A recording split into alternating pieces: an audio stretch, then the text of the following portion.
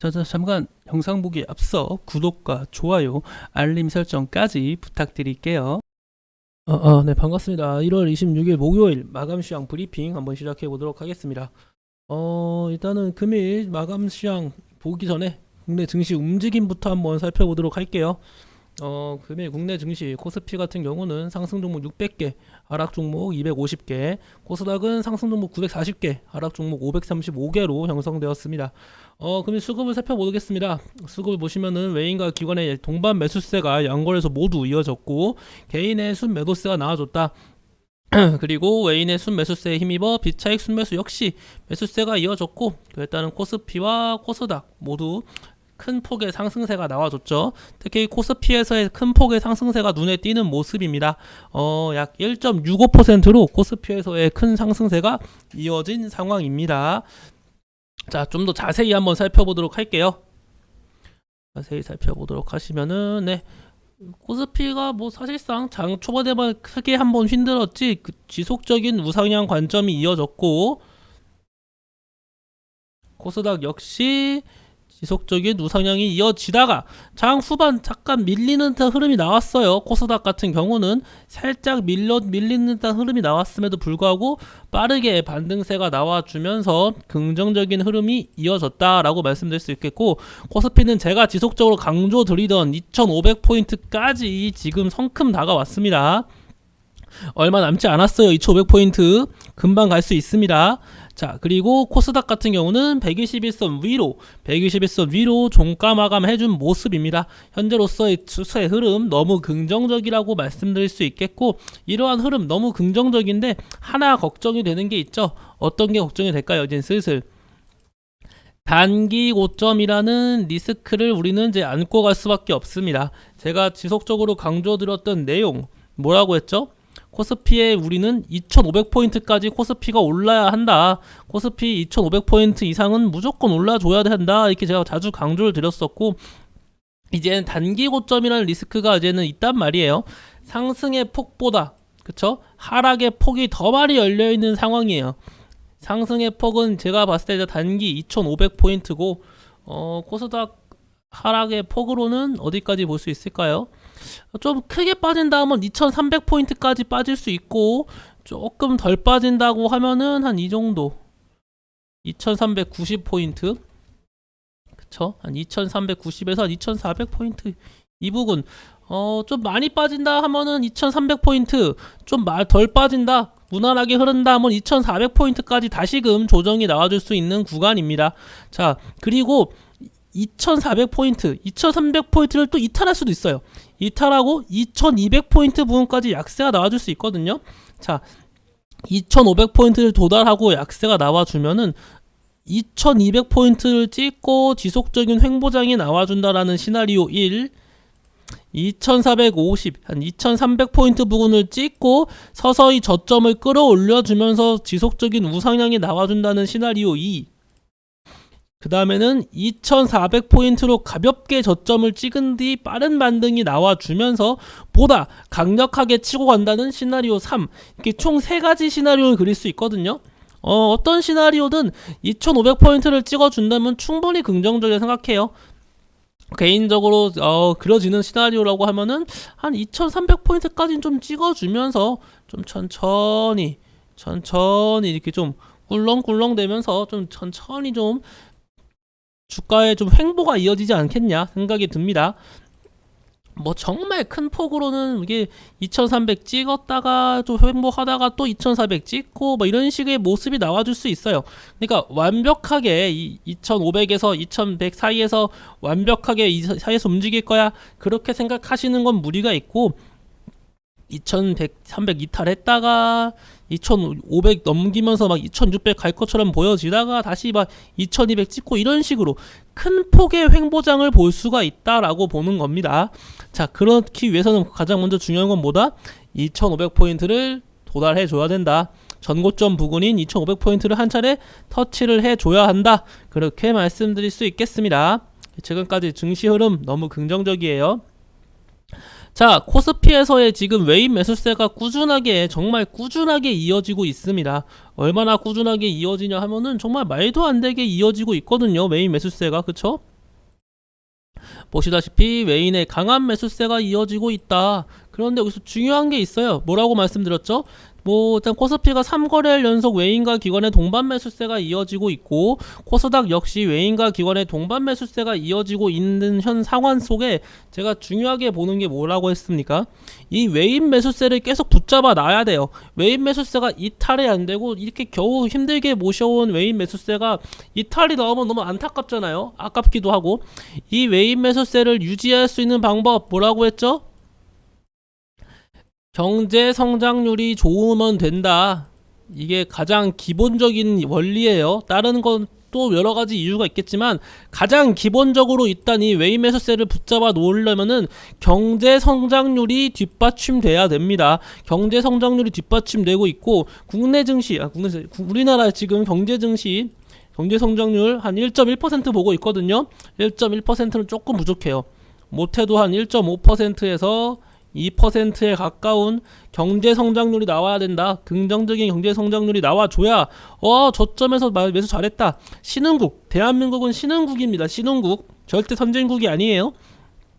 신흥국인 대한민국한테 투자 메리트를 느끼고 경제가 성장되는구나 라는 그쵸? 다른 나라 대비 메리트를 느껴야 되니까요. 외인 투자자는 선택지가 많아요.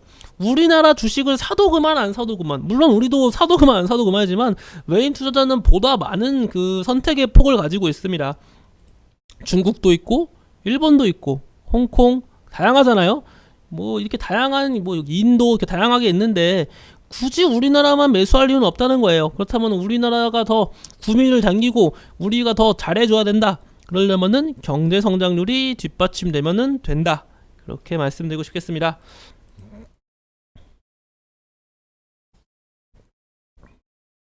자, 그리고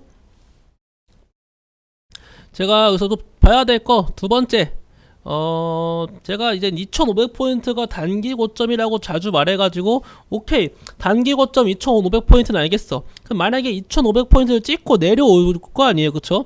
증시가 내려올 때 이제 어떻게 해야 돼? 그쵸? 그렇게 물어볼 수가 있어요. 손가락만 빨고 있어야 되냐? 그렇게 물어보실 수 있거든요. 자, 2500포인트를 찍고 만약에 증시가 내려온다면은 이 내려오는 과정 속에서 많은 잡음이 들릴 겁니다. 그쵸? 어떻게 내려올 것이냐? 한 번에 팍 하고 내려오진 않을 거예요. 당연히 내려오는 과정 속에서도 꽤 꿀렁꿀렁 거릴 것이고, 그쵸? 증시가 약세가 나와주면 우리가 해야 할 것 첫 번째로는 어떤 거겠어요? 실적 좋은 회사 선정하기. 첫 번째는 이거죠. 실적이 좋은 회사를 선정해야 돼요. 종목 매수할 때 실적 좋은 회사는 그래도 주가가 쭉 하락해도 탄탄하게 좀 지지해주고 바로 강세는 안 나오더라도 증시가 밀림으로써 주가가 다소 밀릴 수 있어도 증시가 반등이 나와주면 빠르게 반등할 수 있는 실적 좋은 회사를 선정하는 것이 가장 큰 우선시 될 일이라고 생각합니다. 두 번째, 급등 종목 피하기.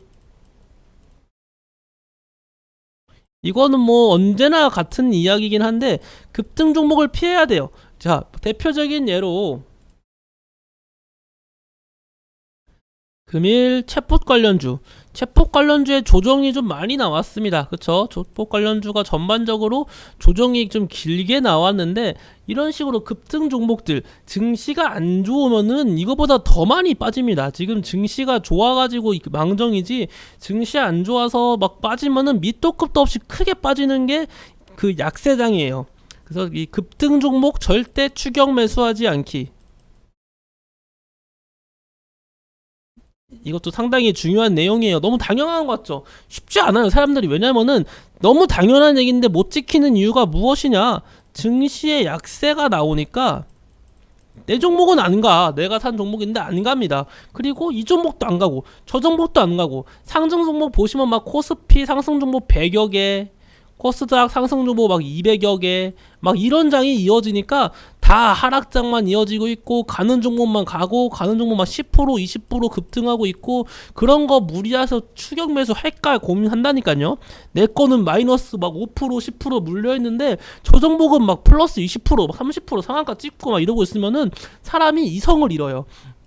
그래가지고 손절하고 저거 타야 되나? 이런 식으로 고민이 되고, 그걸 들어가는 순간 고점에서 그대로 물리죠. 그래서 나중에 또 증시 약세 나와주면은 또 크게 빠지고, 악순환의 반복이에요. 악순환의 반복. 절대 그래서는 안 된다. 이해하시죠? 급등 종목 추격 매수하시면 절대 안 되고, 실적 좋은 회사 위주로 원래 지금 운영 중인 포트폴리오대로 진행하면 됩니다. 무리하게 매수하실 필요 없어요. 자, 일단은 그래서 일단 금일 어떠한 이슈가 있었는지 한 번씩 살펴보도록 하겠습니다. 금일 현대차 IRA 대응을 위해 미국 조지아 신공장 건설 계획대로 추진을 하겠다. 현대차가 IRA 대응을 해서 미국 현지 생산의 공장 건설을 최대한 빨리 추진하겠다고 밝혔습니다. 자, 좋은 내용이긴 하죠. 그리고 또다시 현대차의 오늘 중요한 내용이 나왔죠. 사상 최대 실적이 나왔습니다. 현대차 사상 최대 실적, 그쵸? 연간 영업이익이 10조 원에 육박한다. 현대차의 그런 이슈 때문에 지금 5%가 넘는 강세가 나왔어요. 10조 원에 가까운 영업이익과 함께 강한 강세가 나와줬는데 생각보다 높게 나왔죠. 왜냐면은 현대차 같은 경우는 러시아의 공장을 가지고 있는 기업이에요. 러시아 공장에 대해서 현재 가동 중단, 그쵸? 가동 중단 이후 결정을 못했어요. 이 러시아 공장을 어떻게 해야 될지. 근데 뭐 다른 나라, 미국, 그러니까 일본의 뭐 도요타라든지 이런 곳은 다 철수했습니다. 지금 러시아가 현대차 입장에서는 함부로 철수 못하는 게, 철수를 하는 순간 다시 들어가기가 너무 힘들어서 그래요. 철수하고 다시 들어가면 되지 않냐? 너무 가벼운 얘기고, 철수를 하는 순간 러시아 산 공장을 버리겠다라고 사실상 선언한 건 마찬가지라서 쉽사리 철수하기도 애매하고, 그렇다고 해서 전쟁이 끝날 것 같지도 않고, 현대차 입장에서는 되게 난처한 입장이었는데, 이런 식으로 매출액에 긍정적인 얘기가 나왔다는 것은 분명 좋은 얘기죠. 자, 검찰 공소장 이재명 승인, 재판서 증거 설명할 것이다. 뭐 이런 식으로 이재명 지금 민주당 대표가 지속적으로 검찰에 출석 나오고 얘기가 나올 때마다 당연히 반사이득을 받는 것은 이낙연 전 대표 관련주입니다. 대표적인 종목 남선 알미늄, 그리고 뭐 삼보토건, 주연테크, 이러한 종목들 있잖아요. 이러한 종목들이 대표적인 이낙연 전 대표 관련주이기 때문에 반사이익으로 강세가 나올지, 그리고 지속적으로 좀 체크를 해보시길 바라겠습니다. 자, 미 하원 공화 의원들 대만을 독립국가로 인정해야 된다. 자, 미국에서 대만을 독립국가로 인정하다고 주장을 하면은 당연히 중국이 가만히 안 있겠죠. 중국 역시 당연히 미국한테 불편한 기색을 낼 겁니다. 그렇다는 것은 미국과 중국 간의 대립, 미중 갈등이 야기되면 어떤 종목을 뭐라고 했죠? 히토류. 미중 갈등이 야기되면 야기될수록 우리가 봐야 될 것은 히토류 관련주다. 히토류 관련주에서도 유니온 머티리얼즈, 동국 RNS, 유니온, 이 세 개의 종목이 가장 대표적인 히토류 관련주이기 때문에 이 세 개의 종목 유심있게 한번 체크해 보시길 바라겠습니다. 미중 갈등이 부각되면 부각될수록 우리가 지켜봐야 될 것은 히토류 관련주라는 거 자주 기억해 줬으면 좋겠습니다. 자, 그리고 산업부 올해 에너지 기술 투자 개발에 1조 2천억 원을 투입하겠다. 원전 및 수소를 집중적으로 개발하겠다고 발표를 했습니다. 원전하고 수소를 집중적으로 개발하겠다고 하는데, 수소도 말씀드린 것처럼 인프라 구축 자체가 너무 덜 되어 있어요. 수소의 인프라 구축이 너무 덜 되어 있는 만큼 수소에 대해서 좋은 얘기가 오늘 많이 나오긴 했거든요. 내년부터 아랍에미리트 주요 도시에 팀 코리아 수소 기술을 실증하겠다, 이런 얘기가 나와주고 있을 정도로 수소 관련 긍정적인 얘기가 많이 나왔음에도 불구하고, 자, 수소 관련을 체크해 볼게요. 자, 예를 들면 유니크 같은 종목도 윗꼬리가 길게 달리고 연속성을 가질 수 없습니다. 왜냐면은 제가 말씀드렸던 수소 관련주는 아직 멀었어요. 아직 멀었습니다. 인프라 구축 면에서 밀릴 수밖에 없다. 에너지 쪽은 태양광, 풍력에 밀리고, 자동차 쪽은 전기차에 밀리고, 내연기관차에 밀리고, 아직까지 수소에 상용하는 시기상조다. 그렇게 말씀드리고 싶어요. 그래가지고 지속적인 정부가 투자하고 지원하고 해도 그 금액이 상당히 커 보일 수는 있습니다. 하지만 그 금액을 가지고도 아직까지 상용화까지는 긴 시간이 필요하다. 그걸 이해하시면 좋을 것 같습니다. 자, 그리고 CJ 대한통운 택배노조 26일부터 부분 파업에 돌입한다, 이런 얘기가 있어요. CJ 대한통운. 그에 따른 물류 관련주 체크해 봐야겠죠. 동방, KCTC, 한익스프레스, 이러한 물류 관련주 체크해 보시길 바라겠습니다.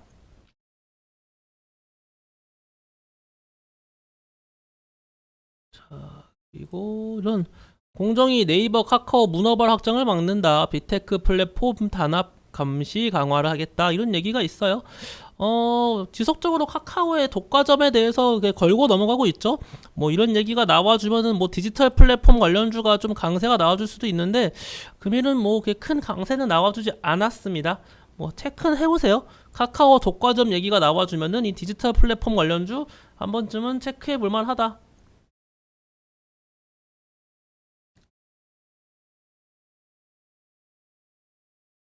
자, 그리고 미국 애리조나주 상원의원 비트코인 법정 통화 법안 발의를 했다.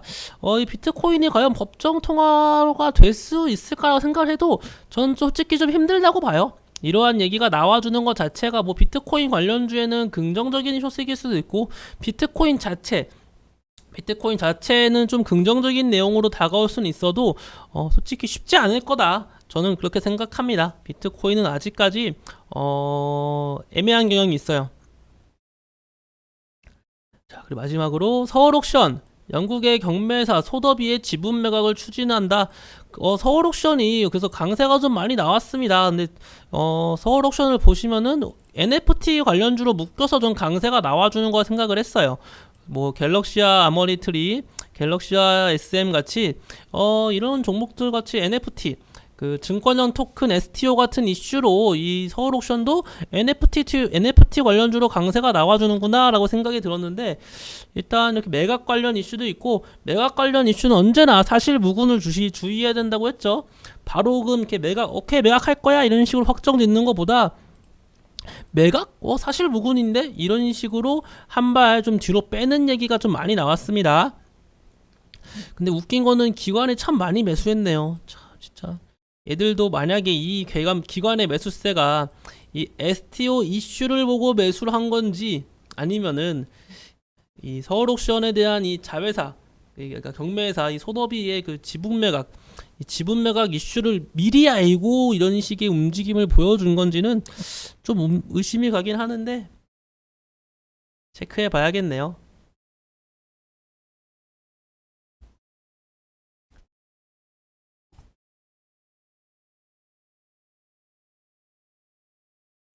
자, 일단은 제가 오늘 말씀드릴 만한 내용은 다 들고 나왔습니다. 오늘 뭐 나쁘지 않았어요. 코스피 흐름, 그쵸? 코스피 흐름, 코스닥 흐름 모두 좋았습니다. 대형주의 강세도 이어졌고요. 시가총액 상해 볼까요? 그쵸? 대형주 LG엔솔은 무려 7%에 가까운 상승세, LG화학도 그러고 현대차, 기아, 오늘 대형주의 강세 정말 눈에 보였고요. 눈에 잘 보였고, 오늘 개인의 이 매도세 속에 외인의 강한 매수세 아주 긍정적이었습니다. 하지만 이젠 슬슬 고점이라는 걸 생각해 본다면은 우리는 이제 또다시 대비를 해야 돼요. 언제나 우리 주식시장의 기초 뭐겠습니까? 상승세가 나와주면 와 상승세 나왔다 더 간다 이게 아니라, 상승세가 나와주면 뭘 준비해야죠? 하락을 준비하고, 하락세가 나올 때는 상승세를 준비하는 것이 또 주식시장의 순환 아니겠습니까? 우리는 지금 상승세가 나와주고 이제는 하락을 맞이할 준비를 해야 되는 상황에 놓였습니다. 그런 상황에 놓여 있는 만큼 우리는 좀 더 안전적으로 매수하면서, 우리 이번 달 수익 괜찮았잖아요. 수익 괜찮았던 거 끝까지 수익 실현 유지하고, 그쵸? 우리는 항상 기억해야 돼요. 손절을 주의해야 돼요. 주식은 손절만 적게 쳐도 진짜 하기 쉬운 게 정말 주식입니다. 다들 아시죠? 10번의 익절과 10번의 손절을 하면 일단 손해라는 거 알고 계시죠? 수수료를 제외해도 100만원이 있어가지고 1%씩, 그쵸? 1%씩 10번 손절하는 거랑 1%씩 10번 익절하는 거랑 비교를 해보면은 손절이 더 무섭습니다. 100번도 필요 없어요. 예를 들어서 100만원 있습니다. 10%를 잃었어요. 90만원이죠. 10%가 올랐습니다. 99만원이에요. 만원을 잃었습니다. 100만원이 있습니다. 10%가 올랐어요. 110만원이죠. 10% 잃었습니다. 11만원 까이니까 99만원이죠. 만원을 잃었습니다. 우리는 수수료를 제외하고도 무조건 우리는 손절을 가장 크게 경계해야 되는 사람들이에요. 손절만 줄여도 주식시장 살아남을 수 쉽다는 거 명심하시고요. 일단 이번주 내일이면 또 이번주가 마감이 됩니다. 또 설날 때문에 이번주 참 좀 짧죠. 아무튼 좀 짧게 느껴지는데, 아무튼 저는 다음주에도, 아니 다음주 아니죠, 이번주 월요일날, 월요일날 금요일날, 내일이죠. 내일은 이렇게 라이브 방송은 키지 않을 것 같고 짤막짤막한 영상으로 유캔스탁 어플을 통해서 일단 여러분들께 인사를 드릴 것 같고, 오늘 하루도 고생 많으셨습니다. 저는 일단 내일 아침에 일단 아침 시황으로 일단 인사 한번 드리도록 하겠습니다. 네, 감사합니다.